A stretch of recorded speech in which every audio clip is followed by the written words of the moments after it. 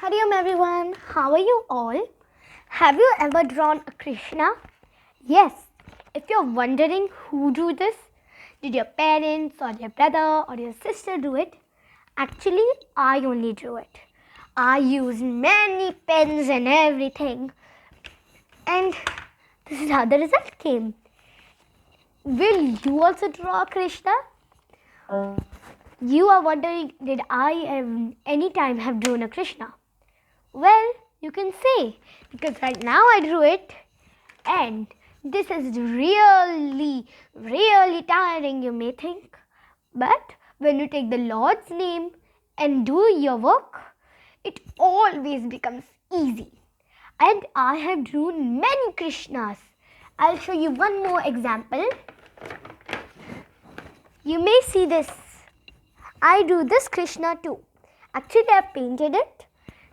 And whenever you take Lord's name, obviously it's really easy. By the look outside, it looks really hard work. But in the inside, it is not. It just takes 1 hour to just make this kind of a picture. That's it. It doesn't take 3 to 4 hours just to make that. Like people say, it is so difficult. Okay, now what we are going to do today?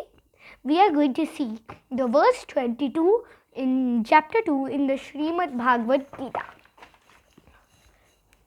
I have this book, and from this I will explain you the verse 22. Okay? Yeah. So let's start with a best thing that we always do, the Shri Krishna Govinda, right? We always do Shri Krishna Govinda, don't we? But now we are also going to do the opening prayer. As last time we were really new and it has been a long time. So now we have gotten adjusted and we are going to do the opening prayer. You may repeat it after me, okay? Let's start with Shri Krishna Govinda. Shri Krishna Govinda Hare Murare He Nath Narayan Vasudeva. Once again, Shri Krishna Govinda Hare Murare He Nath Narayan Vasudeva. Okay, we only will do it twice. Now let's join our hands, cross our legs and close our eyes, and we'll say the prayer, okay? Now repeat after me after listening. Guru Brahma, Guru Vishnu, Guru Devo Maheshwaraha, Guru Satvaya Param Brahma, Tasmai Shri Guruve Namaha. Om Shanti Shanti Shanti. Okay, let's start with the Bhagavad Gita now. We may sing now a bhajan, okay? Now this bhajan is called, wait, let me just find it. Dasavatara Stotram, okay? So today we are going to do only 2 verses of it, okay? 2 verses, that's it. Okay, let's sing.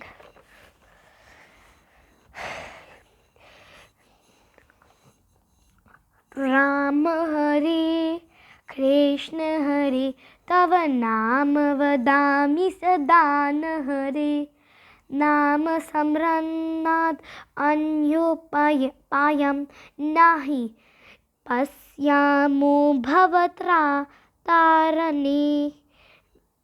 Rama Hare Krishna Hare Tava Rama Vadami Sadana Hare Vedodhra Vesarmate Subaka Danava Samharana Hare. Rama Hare Krishna Hare Tava Rama Vadami Sadana Hare मीनाकार सारिरा नमो हर भक्त ते पारिपाल्य मां राम हरे कृष्ण हरे तब राम वदामि सदा हरे. That's it. Okay. So we can do every verse in 10 days. Our verses will be complete, or in 8 days. No, in 5 days. Yeah, in 5 days. Okay. Or in 4 days, our verses will be completed. So there are 10 verses in this. Now, if you have the Bhagavad Gita, open chapter 2, verse 22. In my book, it's page number 36. I don't know what is in it, your book, but I have this book and it is in page number 36. Okay, let's see, it's the verse 22. Okay, now let's first read it in Sanskrit, then let's try it in English, then I'll explain you. Okay. Vasamsi jirnani yatha vihaya navani grahan hanat naroparani tathas sarirani vihaya jirna na nayanyani samyati navanya dehi. Okay, now what is it written in the book is, just a man casts off his worn clothes and puts it on new ones, so also the embodied self casts off its worn out bodies and enters new ones. Now it must be really confusing in the book, so I'm going to explain you what is in this book. It is written as like we have a soul. All of us know that we all have souls. In Hindi we call it as Atma.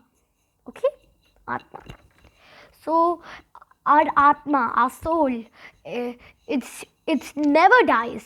You must think with us our body dies, plus also our soul dies, which that is not real. We do not all. Every time whenever we take a birth, we never change our soul. A soul always is one. It never burns. Our body only gets burnt or buried, but our soul doesn't get. Our soul doesn't die. You get it? Our soul will never die. Every janam, every birth you take, but it will never die. Your soul will remain the same, one forever. And what is this saying? Now, this is my cloth. It has gotten holes, it has got dark spots. Wouldn't we throw the cloth? Or you would just keep on wearing it, going outside, going over there, going in parties and all? No, right? You will buy a new dress, change it up.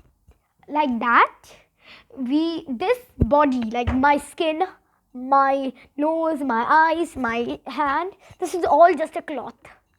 But inside, it's just a soul, which is our real body. A soul is just a ball of energy. It can never be destroyed and never be created. It can only be created by God and destroyed only by God. It's His choice. Okay. So now this body is only, now whenever you get old, so this cloth gets wrinkles and gets all dirty. So we die. So instead of, you can say, dying, we change. We die, that means we change. We change our clothes and come. Like that. So what does that mean? So this is just a cloth. So like that, I told you, this cloth gets wrinkles and gets black holes and black spots. So that's like what happens with a body.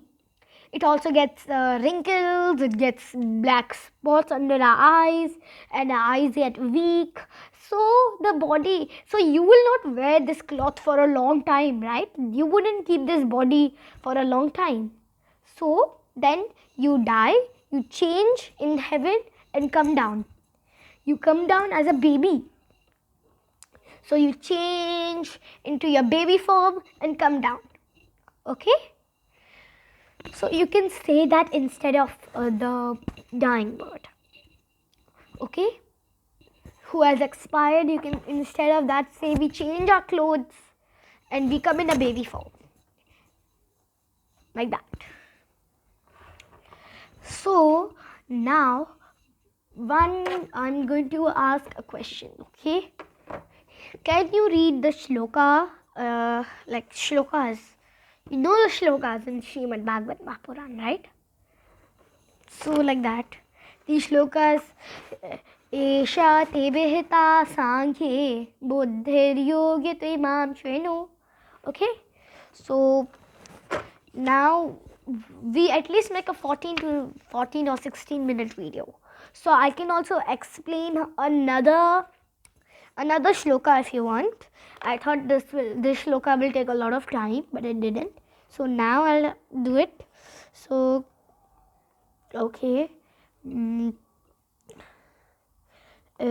shall we do it the 39th shloka in the Bhagavad Gita in chapter 2? Okay, let's do that only. Okay. Now where is the 39th? Yeah. Now I'll chant it. I actually remember the shloka. Esha te behita sankhye buddhir yoge tvimam shrenu buddhya yukto yaya partha karma bandham prahasyasi. Okay, so now what does it mean? I'll tell.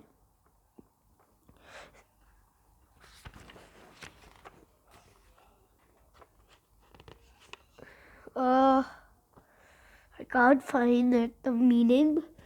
So let's try the shloka. I can't find the meaning. Okay, let's try this. The Esha Te Behita, I'll tell it in the next video. The next to next week. Karmanyevadikaraste ma phaleshu kadachana ma karma phala heturbuhu ma te sangostva karmani. Okay, so now what is written in the book? Thy right is to work only, but never to its fruits. Let the fruit of action be the motive, nor let the attachment to be to inaction. Okay, so what does this mean? Whenever you do any work, like your mother said to do your maths homework, so you say to your mother, Mama, I'll not do my maths work, but if you want me to do my maths work, you have to give me a toffee. Then I'll do my maths work. That is called the fruit of your action. But you shouldn't have any connection with the fruits of your action. You should just only do your best. Not you're doing the work just for a toffee. You do an exam paper for just a photo frame or toffee, or you just do it with for your best. You do not do it for a chocolate, you do not do it for a picture, you do not do it for some appreciation. You just do it to see how well did you do, how much you get improved. But you should never ask for anything. Your fruits, you will get the fruits by your hard work. It will come by time. Now you studied a lot for your test, and finally your test taken. So you should never think of the result. Just do your